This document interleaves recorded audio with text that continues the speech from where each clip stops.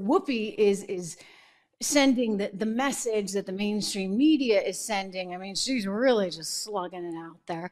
Remember what she said about Donald Trump? I want to play you this, and then I want to play something else for you. He just spoke to CNBC a short time ago, and I think he really helped to capture what he really is. But first, understand how they're trying to paint him. Whoopi Goldberg. I'm going to be, on day one, I'm going to be a dictator. Who says it to you, tells you, I'm going to put you people away. I'm going to take all the journalists, I'm going to take all the gay folks, I'm going to move you all around and disappear you. If that's the country you want, you know who to vote for. If that's not the country you want, you have to make a decision. By the way, it's so beyond crazy. One of the producers on this show, David, just a great guy, he himself is gay. He's been part of the sort of gay alliance for Trump. He was saying, look, I was just at a wedding, a gay wedding in Mar-a-Lago last weekend. Like, Donald Trump has never been anti-gay, despite however Whoopi Goldberg wants to sell it. It's just a flat out lie. Unbelievable. Oh, and he's going to round up all the journalists. Really pretty crazy stuff, especially given that it seems like the journalists are getting rounded up by Joe Biden's administration. I mean, don't forget what happened to Matt Taibbi. Matt Taibbi, who historically had been a pretty liberal reporter, he wrote politics or covered politics for Rolling Stone. He's out on his own. He managed to get the Twitter files from Elon Musk, which showed how involved the State Department was with censoring stuff on Twitter. I mean, they censored Trump. The Ayatollah, he could tweet all day long, but not Donald Trump. So Matt was about to testify on Capitol Hill before Congress, and what happened? The IRS showed up at his doorstep, at his home. I mean, is that not kind of like a coincidence of sorts? Is that not a pressure technique from the administration to perhaps stifle the voices of journalists? So that Whoopi Goldberg is actually, I think, kind of already, as far as the journalism stuff goes, already happening.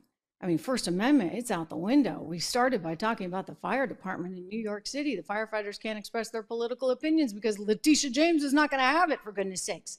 Well, Donald Trump really explained, I think, pretty well how he thinks about issues. It's what I've said with him from the very beginning. I mean, he's really actually not as left or right as some people would like to make him out to be. He's just kind of a practical guy because he comes from the business community. People in the business community tend to be practical. Here he is on a business network that I worked many years at, CNBC. He went on with Andrew Ross Sorkin this morning and kind of explained who he was, and I thought did a very good job. So let's play it. Though, given how divided it feels this country is, I want to play you just a piece of tape from Ken Langone, who I believe supported you in the last election, who was on Squawk Box earlier, about a month and a half ago now. And I want to show you what he had to say, because I think it represents a lot of voters out there. And I'm just curious if you would react to it and explain sort of how you feel about it to the voters. Look at this, if you could, for a second. I worry if Trump wins that it's going to be 4 years of getting even. And that's scary, because we've got serious issues coming up that need to be addressed. What do you think of that, Mr. President? Because I think that there is a feeling that there is still an anger and a frustration that you have about certain issues. Well, look, I've never been a fan of Ken. I've never. I don't know if he supported me. Maybe he supported me because I was the only one that he could support, because that's the reason. But I've never been a fan. I've been a fan of Bernie Marcus, a big fan. And Bernie Marcus is a big fan of mine. And that was the side I chose. And frankly, you know, he's right in one sense. People think that there's going to be revenge, and I say, no, the revenge is going to be success. There's not going to be revenge in a revenge stance. It's really going to be success. We're going to turn our country around. We're going to bring sense and common sense. You know, people say you're conservative. I'm not conservative. You know what I am? I'm a man of common sense. And a lot of conservative policies are common sense. We're not going to have open borders. You're going to have to come in legally. We're going to close up the borders. I had the best border. I had the safest border in the history of our country. And it was all he had to do is he could have gone to the beach like he likes doing. He thinks he looks good in a bathing suit.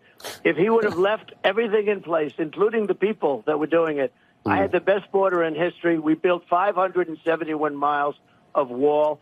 I got Mexico to give us massive numbers of free soldiers. Now, there's a case of tariffs. I said, if you don't give us the soldiers, we're going to put a 25% tariff on your cars. They laughed at me when I said I want 28,000 soldiers.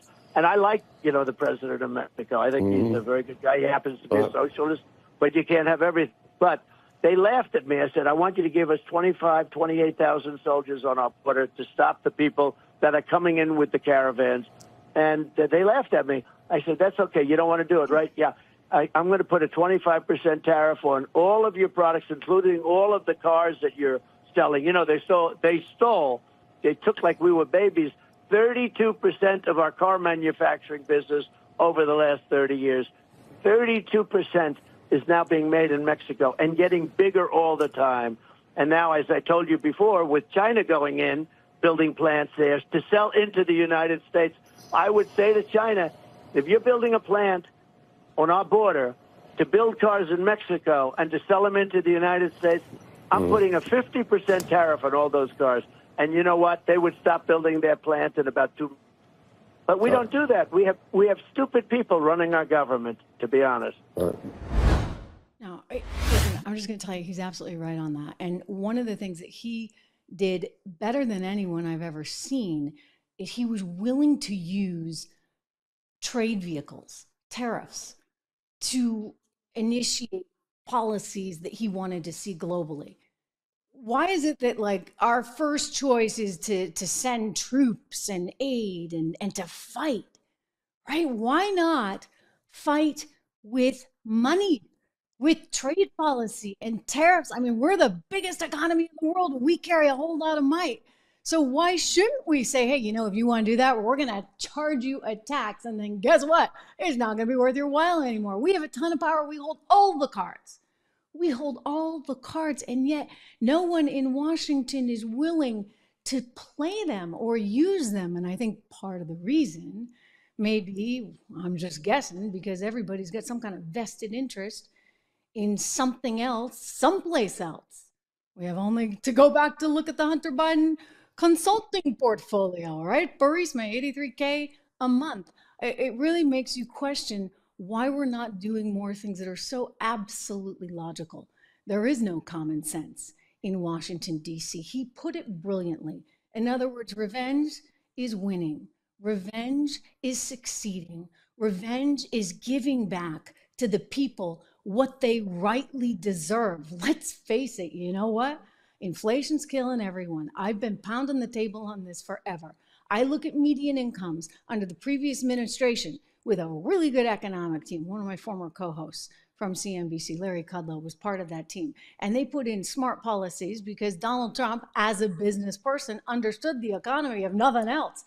And he made sure that we onshored a whole bunch of capital that was sitting over in places like Ireland. Why? Because companies were like, whoa, the taxes are too high. Let me go do a shotgun marriage over in Ireland and I'll get 12% with this little tiny company over there. So they'd take their capital and they'd move it elsewhere. They'd take their jobs, they'd move them elsewhere. There was no incentive to have it here because there was no common sense approach to economics. Meanwhile, of course, every Tom, Dick, and Harry wanted to be over there in China, wanted to do business in China, cheap stuff in China. And somehow our administration for years had been okay with this. Why? Because I'm assuming the CEOs of these big corporations were lobbying hard enough that it made sense. And so no one's been looking out for the American consumer. And this is what gets me mad. I mean, I feel so passionately about it. It's one of the reasons why I created 76 Research with a very dear friend who has been on Wall Street for many years. He ran billions of dollars there in the funds that he was at. And we had been talking about this. I'm like, who's looking out for everyday investors? Because clearly the administration has its vested interests. Clearly the mainstream media has its vested interests. And clearly Wall Street has its vested interests. My friend, it's Rob Horton. And again, we've known each other for many years and have a very similar, I think, thought approach on all of this. And so we had been discussing this. I mean, I remember at one point, it was like 2020, he wanted to buy Exxon because he's running an energy fund. And he's like, I can't even buy Exxon when it was at a low because of various ESG requirements. Or say you're servicing, some investor that says, well, the US is not ESG friendly enough, so we can't buy treasuries. I mean, nutty stuff. And the reality is, this is what Americans are getting handed, right? So if you have your pension fund being run by one of these entities that has all these ridiculous rules, you're not making out as well. Or if you're watching CNBC trying to get stock picks, again, you're not making out as well. Look, I've been there, done that. I know how that all works. And they have only one incentive at the networks, and that's to get ratings. So they're not trying to help you actually invest for the long term in any way, shape, or form, believe me. Nor is effectively Wall Street, nor is the administration. So it's why I created 76 Research, 76research.com. You can get your free guide to independent investing there. You can sign up for the 76 report. You'll get some stock picks. You'll get a lot of information, perspective analysis, ideas on what's going on from myself and from Rob Horton. And you can also sign up for our model portfolios, where you'll have like 10 to 15 stock picks in each of those portfolios. And they're geared for different kinds of investors at different stages. But if nothing else, go check it out. Get the free stuff, 76research.com. Again, 76research.com. I'm super proud of it. Like, I've wanted to do this for so long. You guys have asked me for investing advice over the years, and I'm like, well, let me just make sure that I do this right. And this was the right time. We are completely independent. We have independent ideas, and the whole idea is to help you over the long run. So take charge. Let this be your first step in taking charge.